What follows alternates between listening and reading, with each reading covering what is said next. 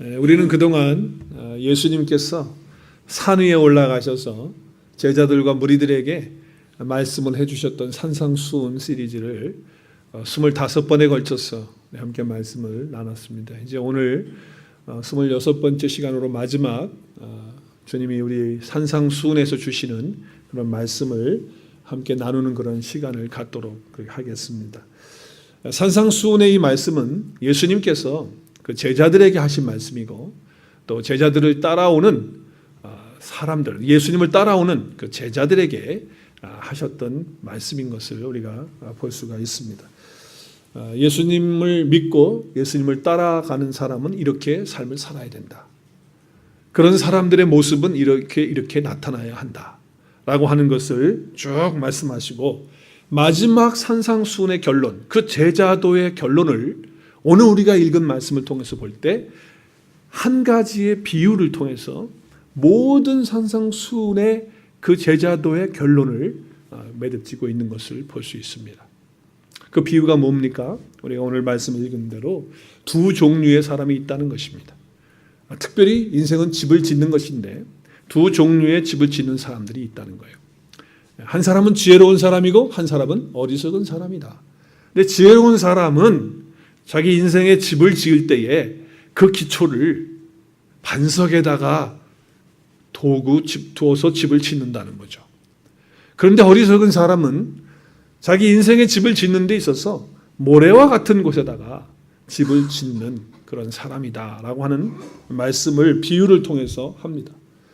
자, 집을 지을 때는 재료도 똑같고 삶의 현장도 다 똑같지만 그렇지만 기초가 달랐을 때 비바람이 치고 홍수가 나고 창수가 났을 때에 반석 위에 지은 집은 무너지지 않고 견딜 수 있지만 모래 위에 지은 집은 무너짐이 심하게 되는 비참한 그런 인생이 되는 것에 대한 말씀을 판가름 되어진다라고 하는 것을 예수님께서 비유를 통해서 말씀해 주시는 것입니다. 우리가 주님을 따라가는 제자의 삶도 마찬가지고 우리가 인생을 살아가는 것도 이와 마찬가지라는 것을 말씀하시는 거예요. 그래서 주님께서는 이 산상수훈의 마지막 결론으로 이 비유를 말씀하시고 있는 거죠. 그 안에는 중요한 의미가 담겨져 있기 때문에 그런 거예요. 인생의 집을 짓는 것과 같다라고 하는 것이죠. 여러분, 우리 예수 믿는 사람들하고 예수 믿지 않는 사람들, 또 심지어는 미신을 따라가고 또 샤머니즘을 따라가는 그런 사람들과는 많은 차이가 있습니다. 우리 예수 믿는 사람과 믿지 않는 사람, 그리고 미신을 믿고 미신을 따라가는 사람들하고는 정말 많은 차이가 있어요. 근데 그 중에 한 가지 큰 차이가 뭐냐면 인생의 그 집을 짓는 건축에 비유할 때 미신을 믿고 샤머니즘에 빠져 있는 사람들은 어떻게 생각하냐면은 인생이라고 하는 것은 다 운명이라는 거예요. 날 때부터 운명을 가지고 태어났다는 거예요. 그래서 그 사람은 그렇게 돼가지고 그냥 그렇게 가다가 간다는 거예요. 그래서 우리 한국말로 어른들은 네 팔자가 그런 팔자기 때문에 이렇게 됐다라고 하는 거죠. 근데 어떤 경우에 내 운명이 안 좋게 이렇게 되어졌단 말이에요. 또 팔자가 안 좋게 됐단 말이에요. 그랬을 때 어떻게 합니까? 어떤 신적인 그런 존재 앞에 가서 아니면 운명이나 철학이나 아니면 우리 이런 삶의 운명을 바꿀 수 있는 어떤 그런 능력이 있는 사람이 있다고 한다면 그 사람한테 가서 내게 주어진 이 운명을 좀 더 좋게 바꾸기 위해서 거기에 가가지고 이야기도 듣기도 하고 또 복채를 내기도 하고 그리고 심지어는 뭐예요? 그런 신이라고 하는 그 존재에게 자기가 제사를 예배를 드리기도 하고 제사를 드리기도 하고 제물을 드리기도 하고 그렇게 하면서 내가 가지고 태어나면서 가지고 온 내 운명을 내 팔자를 바꿔보겠다고 그래서 그 신에게 잘 아부해가지고 그래서 그 신의 마음을 바꿔서 내 운명을 바꿔보겠다라고 하는 그런 생각을 가지고 있는 거죠. 그래서 점도 보고 굿도 하고 뭐 별거를 다 하는 거예요. 내 운명을 좀 새롭게 좀 잘 되는 길로 그렇게 바꿔보고 싶은 그런 마음에서 그래서 종교적인 그런 행위를 하는 사람들이 있다고 하는 것이죠. 이건 다 미신이죠. 운명을 바꾸고 팔자를 고치는 것 다 뭐 그래서 어떤 우상을 섬기고 신을 섬긴다고 하는 것은 참 어리석은 그런 일들이죠. 그러나 우리 예수 믿는 사람들의 신앙은 어떻습니까? 운명이다, 팔자다 이런 거 있어요, 없어요? 있어요? 우리에게는 그런 게 없죠. 우리 하나님께서 우리 이 땅에 태어나게 하시고 이 땅에 보내주실 때는 하나님께서 우리의 삶을 하나님과 함께 잘 아름답게 살기를 원하시고 특별히 우리에게 자유를 주시고 또 우리에게 축복을 주시고 특별히 우리에게 어떤 할 수 있는 그런 능력을 주셔가지고 우리의 인생을 예수 그리스도 안에서 아름답게 세워갈 수 있도록 그렇게 우리에게 특권을 주시고 은혜를 주셨다고 하는 거죠. 그래서 주님은 이렇게 말씀하시는 거예요. 너의 인생을 네가 좀 아름답게 잘 그렇게 세워보아라 라고 말씀하신 거죠. 그래서 우리가 인생을 향해서 달려갈 때 내가 잘못 가는 인생을 살면 주님 뭐라고 하십니까? 옆에서 지켜보시고서 야 그건 그게 아니야. 그리고 이렇게 가르쳐 주시고 깨닫게 하시고 바르게 갈 수 있도록 그렇게 도와주시는 역할을 감당하시는 거죠. 그래서 부족할 때 도와주시고 또 우리가 잘못 갈 때 바로 잡아주시는 거죠. 그래서 우리가 우리 자신의 인생을 훌륭하게 아름답게 인생을 집을 짓듯이 그렇게 건축할 수 있는 자유와 능력을 우리에게 허락해 주셨다는 거예요. 그러므로 우리가 태어나서부터 우리의 운명이나 우리의 삶이 다 결정돼서 나와진 어떤 닫혀진 그런 삶이 아니라 하나님은 우리를 이 땅에 보내실 때 열어놓으시고 축복하시고 하나님 안에서 마음껏 누리고 할 수 있는 그런 특권과 그런 은혜와 자유를 주셨다고 하는 것이죠. 그렇기 때문에 주님은 오늘 비유를 통해서 우리 인생의 집을 이렇게 지어야 한다고 하는 말씀을 제자의 삶은 이렇게 살아야 된다라고 하는 것을 이 비유를 통해서 가르쳐 주시고 있는 것입니다. 여러분 정말 우리가 인생의 길을 아름답게 가기를 원하고 또 그렇게 지어서 살기를 원한다고 한다면 그 어떤 것보다 가장 중요한 게 뭐냐? 기초라고 하는 거예요. 내 인생의 집을 짓는 데 있어서 인생의 삶을 살아가는 데 있어서 가장 중요한 것은 기초라는 거예요. 그 기초를 어디에다가 두고 내 인생을 살아가고 내 삶을 쌓아가느냐라고 하는 거예요. 만약에 내 인생의 기초가 잘못되어지면 홍수가 나고 창수가 나고 비바람이 불 때에 내 인생은 다 무너져 버리고 만다는 거예요. 허무해질 수밖에 없다라고 하는 거예요. 유명한 이야기가 있습니다. 일본에 호텔을 진 사람인데 임페리얼이라고 하는 호텔을 일본에다가 졌습니다. 그러나 일본 사람이 진 것이 아니고 미국에 있는 건축가가 일본에 초청을 받아서 일본에 가서 호텔 건축을 하신 분입니다. 설계를 하고 건축을 하신 분이에요. 그분의 이름이 프랭크 로이드 라이트라고 하는 분인데 이분이 일본에 가서 호텔을 졌습니다. 임페리얼이라고 하는 호텔인데 근데 호텔을 지으면서 기초 공사를 하는 데만 2년을 걸립니다. 2년. 그리고 내부 장식과 이거 하는데 2년. 그래서 총 4년에 걸쳐서 그 호텔을 짓게 되는데요. 많은 사람들이 비난을 합니다. 그때. 무슨 비난을 하냐면 기초를 만드는 데 있어서 무슨 시간을 그렇게 많이 들고 인부들을 거기다 그렇게 많이 해가지고 인건비가 그렇게 많이 나가게 하고 재료비가 많이 나가게 하고 그래서 2년이라는 시간을 그렇게 허송세월을 보내느냐. 이해할 수가 없다. 이건 낭비다. 일본 사람들이 그렇게 이야기를 했습니다. 그래서 도대체 저렇게 많은 비용과 많은 인력들을 왜 2년이라고 하는 그런 긴 시간 동안에 그 기초에다가 다 투자를 하고 보내는지 모르겠다. 이해할 수가 없다. 그렇게 하지 않아도 든든하게 할 수 있는데 라고 하면서 무리하게 호텔을 그렇게 짓고 있다라고 그렇게 비난들을 했습니다. 그 호텔을 완성했습니다. 그리고 난 후에 52년이 지났을 때 일본 동경에 대지진이 났습니다. 대지진이. 그때 모든 건물들이 다 파괴되고요. 그리고 다 흔들리고 다 깨졌었습니다. 그런데 이 임페리얼 호텔은요. 흔들리지 않은 거예요. 그 안에 내부마저도 아무 이상이 없을 만큼 그렇게 되어진 건물이 돼가지고 일본 사람들에게 그 건축을 했던 프랭크 로이드 라이트는 일본 건축계에 등장하는 정말 훌륭한 그런 이름으로 남겨지게 되는 그런 이야기가 있습니다. 여러분 어리석은 사람은요 기초를 중요하게 여기지 않아요. 그냥 대충 하려고 합니다. 그러나 지혜로운 사람은 기초를 가장 중요하게 생각해요. 왜? 앞으로 1년 후에, 2년 후에, 3년 후에, 10년 후에, 20년 후에 아니 내 인생을 마감하는 그날까지를 보는 거예요. 그리고 기초를 쌓는 거예요. 인생이 바로 지혜로운 사람이 되는 거죠. 지혜로운 건축자가 되는 것입니다. 오늘 주님께서 산상수훈을 하시면서 마지막 결론으로 지금 건축가의 이 비유를 통해서 우리에게 주시고자 하는 음성의 메시지 첫 번째는 뭐냐면 이겁니다. 우리 인생에는 반드시 홍수가 있고 창수가 있고 비바람이 있다라고 하는 것을 깨달아야 된다는 거예요. 그걸 알아야 된다는 것입니다. 우리의 인생에는요, 좋은 날만 있는 것이 아니라는 거예요. 굳은 날이 있을 수 있다는 거예요. 어려운 날이 우리 인생에 찾아올 때가 있다는 거예요. 우리의 삶에 정말 경제적으로 힘든 날도 올 수 있고요. 내 자녀들이 어려운 일을 당하는 날도 있을 수 있고요. 내가 생각하지 않은 상황 속에서 내가 육체의 질병을 얻을 수도 있고요. 또 내가 하려고 했던 모든 일들이 잘 안 돼서 너무 힘들어가지고 정말 세상 사람들이 볼 때 망했다라고 하는 그런 상황이 우리 가운데 펼쳐질 수도 있는, 그래서 우리의 인생이 송두리째 날아가 버려지는 그런 상황이 되어질 수 있는 때가 올 수 있다라는 것을 우리 주님 말씀하시고 있는 거예요. 이걸 잊어서는 안 되는 거예요. 그것을 기억하게 될 때 우리의 인생의 기초를 바르게 세워서 우리의 인생을 살아갈 수가 있는 거예요. 여러분, 집을 지면서 만약에 여름에 집을 진다고 해요. 날씨가 좋은 봄에 진다든지 여름에 질 때, 야, 날씨가 이렇게 좋고 이렇게 시원하니까 무슨 히터는 뭐 필요해. 그래서 히터 시스템을 안 했다고 치십시다. 그러면 겨울이 되고 추운 날이 되면 어떻게 하겠어요? 그러면 그때 발발 떨고 그때 고생하는 거예요.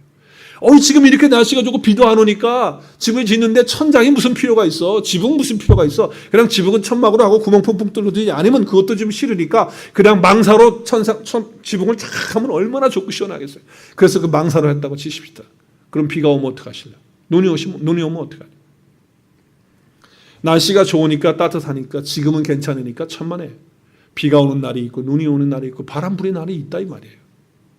주님은 지금 그 얘기를 하는 거예요. 그렇기 때문에 기초를 잘 두고, 그리고 집을 지을 때 지혜롭게 인생의 집을 지어야 된다라고 하는 말씀을 주시고 있는 거예요. 인생도 마찬가지죠. 좋은 날만 있는 게 아니라는 거예요. 그런 날이 있다는 거예요. 그런 시간이 절대적으로 우리에게 찾아올 수밖에 없다는 거예요. 그때 바람 불어가지고서 뒤흔들 수밖에 없는 그런 순간이 올 때 흔들리고 무너지면 안 된다고 하는 말씀을 주시는 거죠. 자, 여기서 가장 중요한 게 정말 인생에 있어서 우리가 환난이 있다는 거예요. 비바람이 있다는 거예요. 그럼 우리가 어떻게 하면 좋으냐는 거예요. 그는 기초를 잘 해야 된다. 기초가 뭐라고요? 기초를 잘 해야 돼요. 여러분, 이스라엘 땅은요, 참 이상해가지고 그 척박하면서도 또 기름진 곳도 있지만 조그만 그 돌밭들이 많고 좀 그렇다고 그래요. 저는 안 가봐서 모르는데 사진을 보고 또 갔다 오신 분들이 그러더라고요. 그리고 가뭄이 있어가지고 메말라가지고 사막기후가 돼가지고 그 모래 같은 흙들이 똘똘똘똘 이렇게 뭉쳐가지고서 얼핏 보면 그게 돌멩이처럼 보이고 바위처럼 보인다는 거예요. 그래서 사람들은 그걸 몰아가지고 그냥 거기다가 뭐 집도 짓고 거기다 뭐 이렇게 한다는 거예요. 그런데 이제 비바람이 오고 사막이니까 막 물이 많이 이렇게 차게 되면 그 딱딱해진 바위 같은 그것이 사실 바위가 아니고 모래와 흙이 뭉쳐져 가지고 그렇게 된 거기 때문에 다 그것이 어떻게 되면 깨어지면서 부서지면서 그렇게 돼가지고 그 쌓았던 모든 것들이 허물어지는 그런 일들이 종종 있었다는 거죠. 그래서 주님은 지금 이와 같은 비유를 말씀하시고 있는 거예요. 우리 눈에는 괜찮아 보였는데, 내 생각에는 괜찮은 것 같은데, 모래가 굳어져 가지고서 바위처럼 보여서 거기다가 놓고 쌓는데 결국에는 비바람이 올 때 보니까 그게 바위가 아니었다는 거예요. 모래였다는 거죠. 그랬을 때 다 무너지는 거죠. 왜 사람들이 그 모래 위에다 집을 세우느냐? 그 이유가 뭐냐? 몰라서 그렇다는 거예요. 몰라서 그럴 수 있다는 거죠. 그저 자기 판단을 믿고 자기가 생각하고 자기가 경험하는 것을 신뢰하고 그것을 바라보는 거예요. 그래서 내 생각에는 이게 맞다라고 생각했을 때 거기다가 갖다가 자기 인생의 기초를 두고 인생의 집을 짓기 시작하는 거예요. 그런데 자기 판단이, 자기 경험이 틀릴 수 있다는 것을 몰랐다는 거예요. 여러분, 내 생각이 다 맞습니까? 내 판단이 다 맞습니까? 그렇지 않잖아요. 그래서 사람들은 그렇게 생각하고 거기다가 자기 인생의 집을 쌓는 거예요. 그러면 비바람이 칠 때 어떻게 돼요? 딱딱하게 보였고 바위처럼 보였고 내 생각에는 맞은 것 같았는데 내 생각이 틀린다는 것을 기억하지 못하고 잘못 알고 있다가 결국엔 다 무너져버리는 그런 인생을 우리의 삶 속에서 볼 수 있다는 것이죠. 내 생각에 맞는다고 다 맞는 거 아닙니다. 내 판단이 맞다고 해서 다 맞는 거 아니에요. 틀릴 수도 있다는 것을 기억해야 된다는 거예요. 모래 위에 인생을 지면 그런 거예요. 또 한 가지는요. 왜 모래 위에다가 집을 질까요? 그거는 쉬우니까. 편하니까. 바위에다가 집을 지려고 하면요. 얼마나 힘든지 몰라요. 힘들잖아요. 그런데 모래 같은 데다 집을 짓고 약한 흙에다 집을 금방 팔 수 있고 금방 쉽게 할 수 있는 거예요. 오늘날 많은 사람들은요. 생각합니다. 쉽게 하려고 그래요.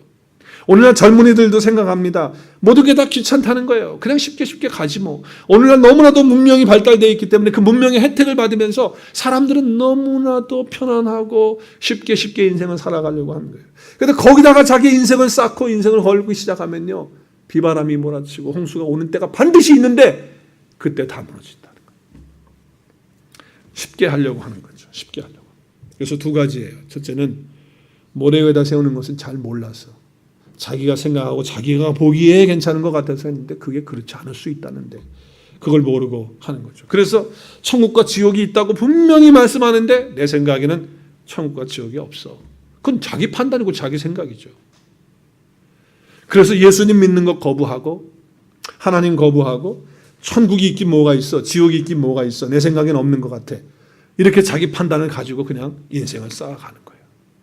그러다가 마지막 자기 인생이 마지막 순간이 됐을 때 그 인생은 험한 인생이 되는 겁니다. 제 여동생은요, 물론 하나님이 이런 나이에 부르셔서 갔지만 허무한 인생 살지 않았어요. 자기 인생을 정말 바른 그런 반석 위에 세워서 인생을 살았기 때문에 자기가 죽음의 순간이 그 왔을 때에 그 인생이 무너지는 그런 삶이 아니었다는 것을 저는 보고 깨닫고 느끼고 왔습니다.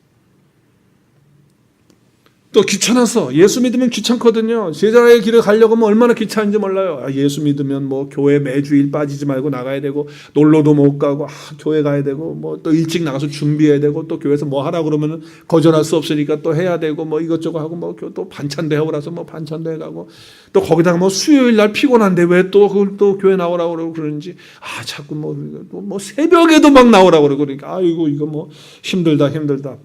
거기다가 또 온누리교회 가니까 뭐 온누리반 나와라, 뭐 양육반 해라, 제자반 해라, 막 아이고 야 이거 예수 믿는다는 거 귀찮아.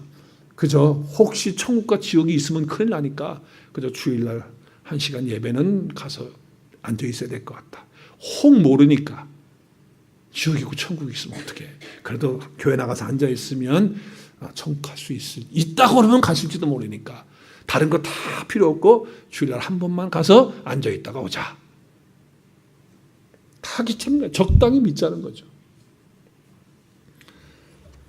그렇게 신앙의 집을 모래 위에다가 짓는 그런 사람은요, 조금만한 시험이 오면요 그냥 넘어지는 거예요. 견디질 못하고 팍 깨지는 거예요. 신앙이고 교회고 아무것도 없는 거예요. 그냥 다 날려버리는 거예요. 다.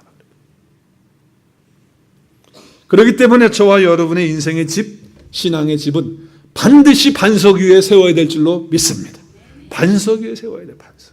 그럼 그 반석이 뭐냐, 반석에다 세워야 되는데, 반석이 뭐냐? 하나님의 말씀을 통해서 우리 반석은 반드시 우리에게 말씀해 주고 있습니다. 오늘 말씀을 통해서. 로마서 9장 33절 말씀에 보니까 이것은 기록된 바 보라, 내가 걸림돌과 실족하게 하는 반석을 어디에 뒀어요? 시온에 뒀는데 누구든지 그를 믿는 자는 부끄러움을 당하지 아니하리라 함과 같으리라. 할렐루야. 거기 지금 반석은 누구를 얘기하시는 걸까요? 예수님이죠. 예수님. 근데 유대인들에게서는요, 예수님이 걸림돌이 됐어요. 예수님이 자기들의 믿음에 실족하게 하는 사람이 된 거예요. 그런데 그 반석을 구원 얻는, 그 시온은 구원받은 하나님의 사람들을 말하는데 거기에 둔다는 거예요. 그래서 그를 믿는 자, 예수를 믿는 자는 부끄러움을 당하지 않는데, 지금 예수님 때문에 걸림돌이 돼서 예수를 믿지 않는 그 유대인들을 향하여 말씀하고 있는 것이죠. 또 베드로전서 2장 8절에도 보니까 이렇게 말씀해요. 또한 부딪히는 돌과 거칠은 반석이 되었다. 누가? 예수님이 그렇게 됐다는 거예요. 저희가 말씀을 순종치 아니함으로 넘어지나니 이는 저희를 이렇게 정하신 것이다. 유대인들이요, 계속해서 예수님을 거부하고 순종하지 않고 그 반석인데 그걸 모르고 지금 그러고 있는 거예요. 자, 그래서 고린도전서 10장 4절에 분명하게 설명을 합니다. 이스라엘 백성들이요, 광야에서 이제 가나안 땅을 향해서 가는 동안에 물이 없었어요. 목말랐어요. 그때 그 반석에서 물이 나오게 했거든요. 근데 반석에서, 그 바위에서 물이 나왔는데 그 바위가 누구냐는 것을 설명하고 있습니다. 우리 함께 같이 읽겠습니다. 시작. 다 같은 영적인 물을 마셨습니다. 조상들은 그들의 동반자인 영적인 반석에서 나오는 물을 마신 것입니다. 그런데 이 반석은 그리스도였습니다. 그 반석이 누구였느냐? 그 바위가 누구였느냐? 그리스도였다는 거예요. 근데 이스라엘 백성들은 그걸 몰랐다는 거예요. 물을 마시면서도 반석에서 물이 나오는데도 그걸 몰랐다는 거예요. 그리고 이제 와서 뭐냐? 그 반석을 거부하고 있고 걸림돌이 되고 믿지 않고 있다는 거예요. 고린도전서 3장 11절에 보니까 이렇게 말씀합니다. 아무도 이미 놓은 기초 외에 능히 다른 기초를 놓을 수 없다. 우리 인생의 기초는 절대로 다른 건 될 수 없다는 거예요. 그 기초는 누구시다? 예수 그리스도이십니다. 할렐루야. 내 인생의 삶의 기초는 예수 그리스도가 돼요. 어떤 기초도 될 수가 없다는 걸 말씀하고 있는 거죠. 그 반석 위에 그분은 누구시냐? 진리이시고 생명이시고 길이시고 우리 아버지가 되시고 말씀이 되시는 분이시라는 거죠. 그래서 요한복음 14장 6절에 예수님께서는 길이고 진리고 생명이기 때문에 예수님을 통하지 않고는, 그 반석을 통하지 않고는 하나님께로 갈 수가 없다. 하나님께 오지 못하는 그런 자가 되는 거예요. 또 그 주님은 어떤 분이시냐? 말씀이 돼서 우리 가운데 오신 분이에요. 요한복음 1장 14절에 보니까 말씀이 육신이 돼서 우리 가운데 오신 분이에요. 하나님의 영광 가운데서 독생자의 영광이고 은혜와 진리가 충만하신 분이 바로 누구시냐? 반석이신 말씀이신 예수 그리스도시다는 거죠. 이 말씀은 누구하고 함께 하셨느냐? 요한복음 1장 1절에 보니까 육신이 돼서 이 말씀은 하나님이시라는 거예요. 하나님과 함께 하신 분이 바로 말씀이시다. 그렇기 때문에 우리의 반석은 예수 그리스도시고 예수 그리스도는 그분의 하나님의 말씀이기 때문에 우리의 삶의 기초를 하나님의 말씀 위에 두어야 될 줄로 믿습니다. 세상 사람들의 말이 아니에요. 목사의 말도 아니에요. 하나님의 말씀에다 우리의 신앙의 기초를 두어야 돼요. 여러분, 말씀은 사상이 아닙니다. 어떤 이론도 아닙니다. 지식도 아닙니다. 어떤 세상에 좋은 그런 이야기도 아닙니다. 어떤 스토리도 아닙니다. 지금도 역사를 운행하시고 계시는 전능하신 하나님이 우리에게 주신 언약이고 생명의 약속이 바로 말씀이라는 거예요. 말씀. 이 말씀이 바로 우리의 반석이 되고 우리의 삶의 인생의 기초가 되어야 된다는 거예요. 그래서 오늘 24절 말씀, 우리가 본문의 말씀을 읽었죠. 누구든지 이 말을 듣고, 결국 이 말씀을 우리가 듣고 행하는 거예요. 말씀. 이게 반석이라는 거예요. 말씀을 듣고 행하는 것. 26절에는 뭐라고 말씀합니까? 나의 이 말을 듣지 않고 행하는 것. 듣고도 행하지 않는 것. 이 말이에요, 말. 주님의 말씀이 우리 인생의 기초가 된다는 것을 전제하고 있다고 하는 거예요. 여러분, 이 세상의 모든 구조를 보면 하나님께서 이렇게 창조하셨어요. 모든 것들을 다 만드셨죠. 그리고 맨 마지막에 누구를 만들었나요? 아담과 하와를 만드셨어요. 사람을 만드셨어요. 그리고서는 그들에게 첫 번째로 복을 주시면서 하신 말씀이 창세기 1장 28절 말씀입니다. 사람들에게 이런 복을 주셨어요. 하나님이 그들은 누구냐? 아담과 하와에게 복을 주시면서 말씀하십니다. 하나님이 그들에게 말씀하시되 이르시되 뭐라고요? 생육하고 번성하여 땅에 충만하라. 땅을 정복하라. 바다의 고기와 하늘의 새와 땅에 움직이는 모든 생물들을 어떻게 하라? 다스리라 하셨다는 거예요. 자, 이 얘기는 뭐냐?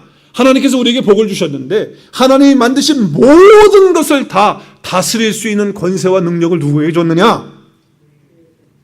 사람들에게 주셨다는 거예요. 저와 여러분에게 주셨다는 거예요. 자, 그러니까 지금 보세요. 하나님 외에는, 우리 위에는 하나님 외에, 그러니까 우리 위에 있는 분은 하나님 외에 세상에 있는 존재는 다 우리 밑에 있는 거예요. 하나님 빼고. 우리 밑에 다 있는 거예요. 그런데 인생이 참 얼마나 어리석은지 하나님이 만들어 놓으신 우리 밑에 있는 것들에게 우리의 인생의 기초를 삼아가지고 인생을 살아간다 그 말이에요. 얼마나 한심해요. 우리가 다스리고 우리가 정복하고 우리가 다 이렇게 해야 되는 그런 존재들에게 우리가 거기에다가 다 기초를 두고 살아간다고 한다면 얼마나 인간이 어리석은 거가 됩니까? 세상에 물질은 우리 밑에 있어야 되는 거예요. 그런데 세상의 물질에다가 내 인생의 기초를 두고 인생을 쌓아가요. 참 얼마나 어리석은지 모른다는 거예요. 하나님은 우리에게 그런 은혜를 주시는 것이 아니거든요. 인생의 기초는 하나님이 되셔야 되고 하나님보다 내 위에 있는 것은 없어요. 이 땅에 있는 존재하는 모든 것들은 다 하나님 밑에 바로 나고 나 밑에 있는 것들이란 말이에요. 내 밑에 다 있는 것들.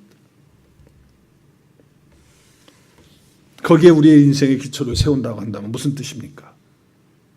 풍파가 오고 홍수가 오고 비바람이 치면 어떻게 된다? 다 무너진다는 거예요. 제자는 그렇게 살아서는 안 된다.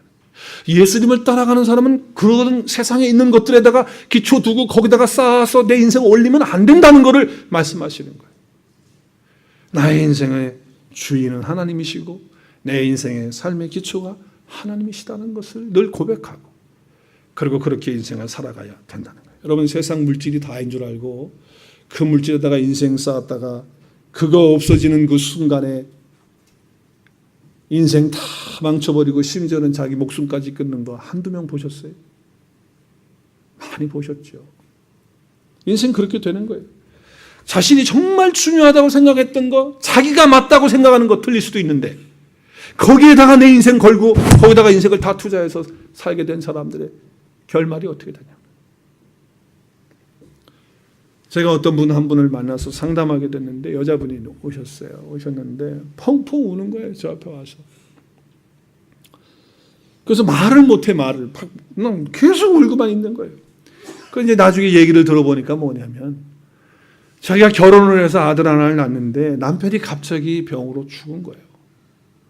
그래서 그 조그마한 아들 하나를 놓고 자기는 재혼도 생각하지 않고 그냥 그 아들한테 100% 올인해가지고 아들만을 위해서 살았어요. 그래서 좋은 학교 보내고 자기는 정말 힘들고 어려웠는데 그 아들 하나를 위해서 좋은 대학 보내고 공부도 또 잘해서 좋은 대학 갔어요. 그 졸업하고 좋은 직장 얻어가지고 또 며느리도 예쁜 며느리 얻어가지고 결혼됐어요. 그때 정말 자기가 아들하고 같이 살면서 결혼하기 전까지는 아들이 그렇게 자기를 잘했다는 거예요. 어머니를 늘 사랑하고 어머니를 생각해주고 자기를 생각해주고 그랬다는 거예요. 근데 결혼하고 난 다음부터 시어머님들 잘 들으세요. 결혼하고 난 다음부터 전화도 뜸하고 찾아오는 것도 별로 안 좋아하고 그러더래요. 그래서 마음이 상심이 돼가지고 그 어머니가 좀 기분이 안 좋았는데 손자를 낳은 거예요. 손자 가지신 분 아시죠? 손자, 손녀를 갖지 않은 사람들은 인생을 논하지 말라. 그만큼 손자가 좋고 그렇게 좋은데 손자를 낳은 거야, 손자를. 그러니 그 손자를 낳았으니 얼마나 좋아요, 이 어머니가, 이 할머니가. 그래가지고 그 아들 집에 매일 찾아가서 그 손자를 보고 싶어서 가서 어울르고 그랬는데 이 아들이 이러는 거예요. 엄마, 제발 좀 그만 와, 집에. 왜 자꾸 우리 집에 오는 거야? 내 아내가 내 집사람이 싫어하잖아. 그리고 나도 엄마 자꾸 오는 거 귀찮아.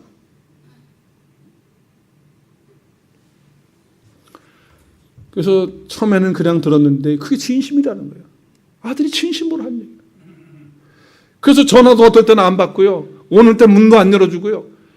그 도대체 자기는 이해를 못 하겠다는 거예요. 그러면서 나한테 퐁퐁퐁 우는 거예요. 눈물을 뚝뚝 흘리면서. 자기는 정말 내 아들 하나를 위해서 내 인생을 다 투자하고 다 살았는데 돌아오는 게 이게 뭐는지 모르겠다. 그런데 목사님, 제가 이런 것을 겪으면서 한 가지를 깨닫게 해주셨어요. 하나님이 나에게 이런 깨달음을 주셨어요. 그게 뭐냐면 내가 하나님을 믿는다고 하고 예수님 믿는다고 그랬는데 내 인생의 삶을 예수님에게 올인하고 예수님에게 기초를 두지 않고 내 아들에게 다 모든 것을 뒀던 것을 깨닫게 해주시고 보여주시면서 이제는 하나님이 내 인생의 기초가 되고 하나님이 내 인생의 전부가 되도록 그렇게 살기로 하나님 앞에서 그렇게 기도하고 회개했습니다.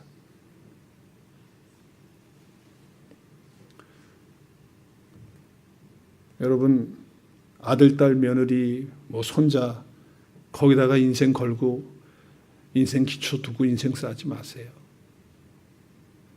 언제든지 비바람이 오고 풍파 오를 때 있고요. 그리고 홍수 날 때 있습니다. 그러면 다 무너져요. 인간이 만들어 놓은 거 다 지나가는 겁니다. 그리고 다 우리 밑에 있는 것들입니다. 거기다 인생 기초 두면 안 돼요. 감정에 치우쳐가지고서 사랑한다든지 야망의 꿈을 가지고 무지개 꿈을 꾸는 거 다 그 소용없는 것들이에요. 세상에서 우리가 누군가를 믿고 이렇게 살아가면요, 참 그렇게 살아야죠. 사람들 의지하고 믿고 살아가는 건 맞아요. 그런데 하나님처럼 그렇게 믿고 의지하지 마세요.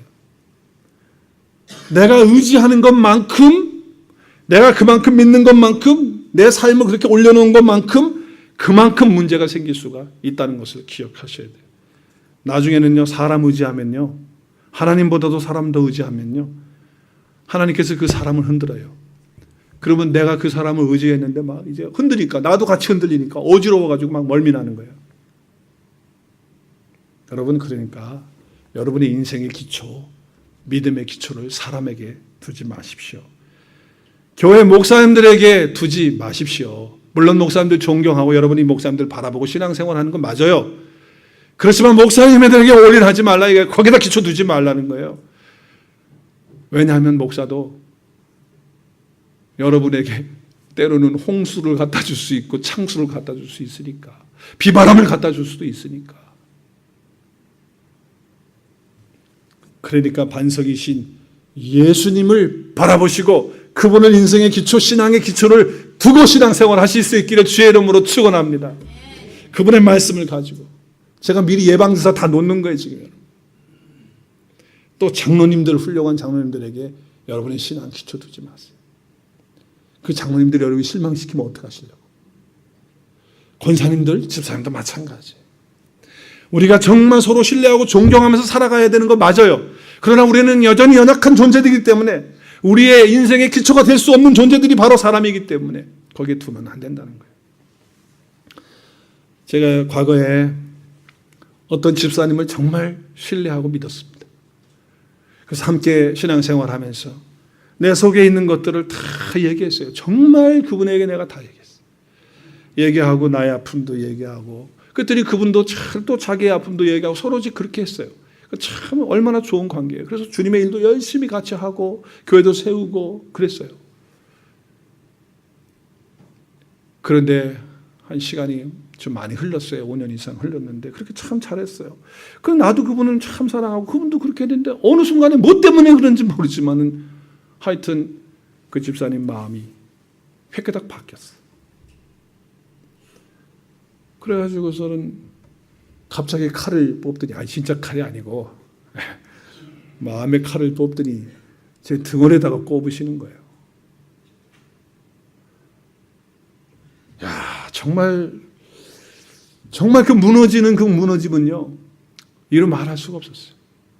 그때 하나님께서 저에게 보여주시고 말씀해 주시는 것이 뭐냐, 네가 인생의 기초도 예수 그리스도이지만 네 목회에도 기초가 사람이 아니고 예수 그리스도고 그분의 말씀이라는 것을 저에게 확고하게 가르쳐 주시고 훈련해 주신 귀한 시간이었어요. 우리말에도 그런 말이 있죠. 믿는 도끼에 발등 지킨다. 그 옛 사람들이 하신, 어른들이 하신 말씀이 빈말이 아니더라고요. 여러분, 진짜로 우리가 인생을 세울 수 있는 오직 하나의 기초는 하나님밖에 없음을 오늘 이 시간에 다시 한번 확실하게 하실 수 있기를 주의 이름으로 축복합니다. 정말 확실하게 하십시오. 하나님 말씀 앞에 하십시오. 여러분의 인생을 거기 거셔야 돼요. 그러면요, 사람들이 뭐 이렇게 하든, 목사가 이렇게 하든, 장로가 이렇게 하든 아무 관계없어요. 우리를 창조하실 뿐만 아니라 우리를 죄 가운데서 죽은 영혼을 구원하시기 위해서 이 땅에 오신 그 예수님밖에 없다, 그 말이에요. 누가 우리 죄를 위해서 죽어주시겠어요? 누가 우리를 위해서 이 땅에 오셔서 그렇게 하실 분이 있겠어요? 절대 없죠. 그래서 이사야 선지자는요, 하나님의 말씀을 받아가지고 이스라엘 백성들에게 이와 같이 선포하라고 이사야에게 말씀하셔가지고, 이사야가 이렇게 말씀합니다. 이사야 40장 6절에서 8절까지 보면 이 소리가 이르되 외치라는 거예요. 이사야에게 너 외치라. 그래서 뭐라고 외칠까요? 그러니까 이렇게 외치라는 거예요. 내가 무엇이라 외치리까 하며 모든 육체는 뭐야? 풀이요. 육체의 모든 아름다움은 뭐야? 들의 꽃과 같으리라. 풀은 마르고 꽃은 어떻게 된다고요? 시든다는 거예요. 풀은 마르고 꽃은 시드나 우리 하나님의 말씀은 영원토록 서리라. 믿으십니까? 여러분, 인생은요 다 풀과 같은 존재들이고요. 아무리 아름다운 꽃도요, 우리 인생을 뭐 사람들이 볼 때 야, 저 사람 인생 성공했다, 뭐 그거 다 아무것도 아닌 거라는 거예요. 거기다가 인상 세우지 말라는 것입니다. 풀은 마르고 꽃은 시들지만 우리 인생은 다 풀과 같고 꽃과 같아서 다 그렇게 되지만 하나님과 하나님의 말씀은 영원히 쓴다는 거예요. 여러분, 어떻게 할 때 여러분의 인생이 안전할 수 있을까요? 어떻게 할 때 안전할 수 있을까요? 시들고 마르는 육체에 대한 것에 대해서 인생을 걸겠습니까? 거기에다가 우리 인생 쌓지 마십시오. 우리 인생을 예수 그리스도와 그분 말씀 앞에 세우는 저와 여러분 되실 수 있기를 바랍니다. 그렇게 되셔야 됩니다. 그래서 오늘 말씀하시는 거예요. 24절에 뭐라고요? 누구든지 나의 이 말을 듣고 행하는 자는 그 집을 어디에다 세운다고요? 반석 위에다가 세우는 사람은 어떤 사람이다? 지혜로운 사람이다. 그런데 주님의 말씀을 듣고도 그 말씀을 붙들지 못하고 행치 않는 사람은 어디에다 세우는 사람이에요? 집을 모래 위에 세운 사람인데 이런 사람은 어떤 사람이다? 어리석은 사람이라는 거예요. 여러분, 우리가 행한다고 할 때 뭐 도덕적으로 선행을 행하고 이런 거 얘기하시는 게 주님이 아니시라고 내가 말씀드렸어요. 첫 번째로 우리가 행해야 될 것은 다른 게 아닙니다. 다시 한번 말씀드립니다. 그것은 뭐냐? 행함 중에서 가장 중요한 행함은 뭐냐? 첫 번째, 예수 그리스도를 나의 구주로. 우리 화면에 나오지요? 예수 그리스도를 내 마음속에 영접해서 그분을 나의 구세주로, 나의 주인으로 믿고 영접하고 그리고 그 주님을 닮아가는 그런 삶을 살아가는 것. 이것이 가장 중요한 행함이에요. 이것보다 더 중요한 행함이 없어요. 그래서 고린도전서 3장 10절에서 11절 말씀에 보면 내게 주신 하나님의 은혜를 따라 내가 지혜로운 건축가처럼 기초를 닦았다는 거예요. 다른 사람이 그 위에 건물을 세웁니다. 그러나 각각 그 위에 어떻게 세울 것인지 신중을 기해야 됩니다. 아무도 이미 닦아놓은 기초 외에 다른 기초를 놓을 수 없습니다. 그 기초는 곧 예수 그리스도시라는 거예요. 만세반석 위에다가 두는데 그 기초를 둔다는 것은 그분을 내 마음속에 영접하는 거예요. 그분이 나의 죄를 위해서 죽으시고 부활하셔서 지금도 살아계시다는 것을 믿고 그분을 내 마음속에 영접하고 믿고 그분을 따라가면서 닮아가는 그런 삶을 사는 그 행함을 우리가 해야 된다는 거예요. 그 첫 번째 행함. 그러면요, 우리 가운데 어떤 어려움이 와도 환난이 와도요, 우리가 거기서 흔들리지 않고요, 사망의 음침한 골짜기가 내 가운데 있다 할지라도, 아니 사망이 나를 덮쳐온다 할지라도 그것이 여러분을 이기지 못하는, 그리고 그 앞에서 패배하지 않는 저와 여러분이 될 줄로 믿습니다. 그런 삶이 되어야 되는 거예요. 또 한 가지를 더 말씀드린다고 한다면 그 행함은 무슨 행함이냐? 하나님의 말씀을 함께 따라하겠습니다. 하나님의 말씀을 매일 듣고 매일 읽고 매일 공부하고 매일 암송하고 매일 묵상하는 것입니다. 이 사람이 바로 인생을 그리스도 앞에 두고 사는 사람이고 하나님의 말씀에다가 기초를 두고 살아가는 사람이에요. 말씀을 읽고 매일 읽고 듣고 그리고 공부하고 암송하고 그리고 묵상하는 것을 우리 한국 사람들은 어떻게 표현하면 이렇게 표현해요. 어떤 나라도 그렇게 표현하지 않더라고요. 근데 우리 한국 분들은 이렇게 표현합니다. 말씀을 붙잡고 사는 것, 이렇게 얘기를 하더라고요. 여러분, 말씀을 붙잡는다는 것은 정말 우리 한국 표현에 너무 중요한 표현인 것 같아요. 붙잡는다. 붙잡는다. 그러기 위해서 여러분 체계적인 말씀 공부도 해야 되고요, 훈련도 받아야 되고 양육도 받아야 되고 그런 거예요. 그런데 예수님을 믿는다고 하면서 예수님의 말씀이 아니라 다른 말씀, 다른 복음, 내가 말씀을 가지고 살아가는 사람이 있어요. 그래서 내가 하기 싫으면, 내 감정에 이게 좀 기분이 안 들면 안 해버리고, 그게 아니죠. 거기에 들어가는 것이 아니죠.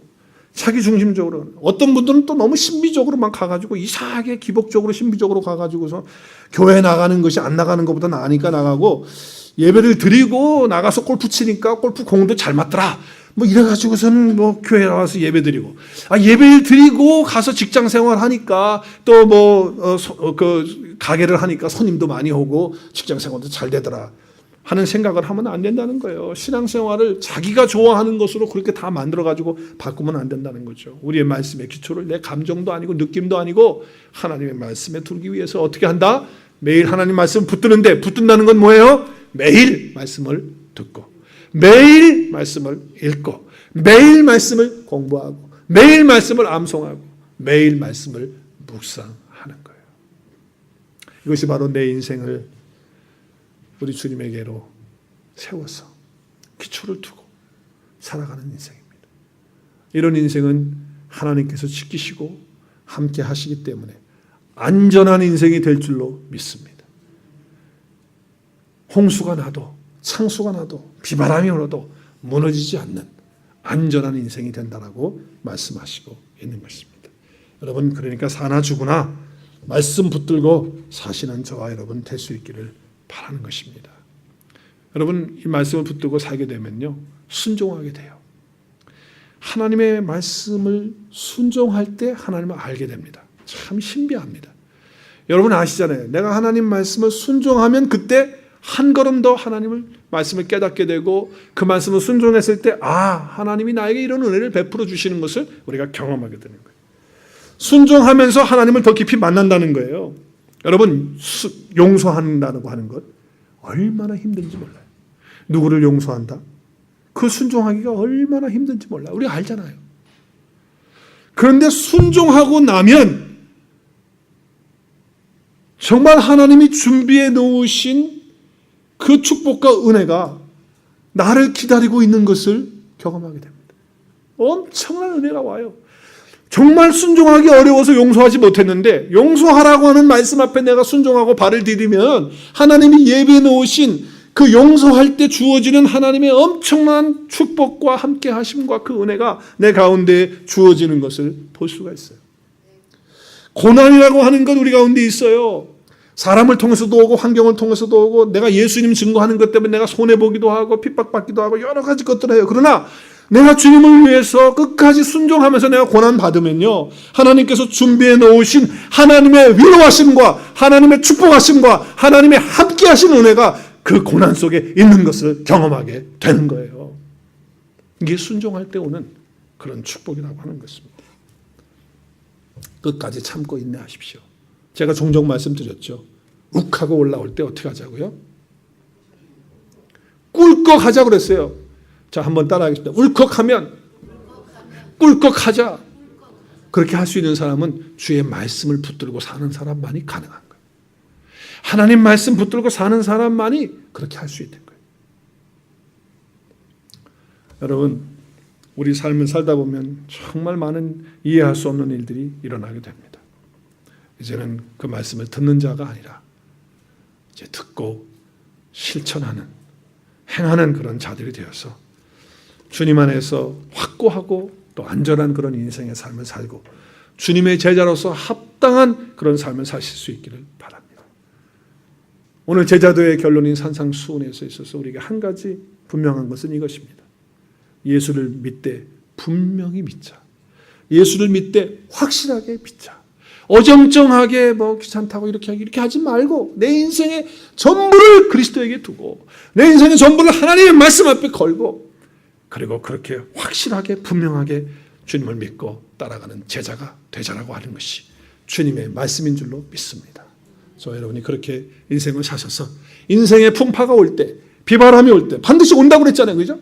올 때, 신앙에 있어서 시험이 막 닥쳐올 때 쓰러지고 무너지고 넘어지는 자가 아니라 거기서 견디고 견고해지는 그런 인생을 통해서 하나님 앞에 영광 올려드리는 저와 여러분 될 수 있기를 주의 이름으로 축원합니다.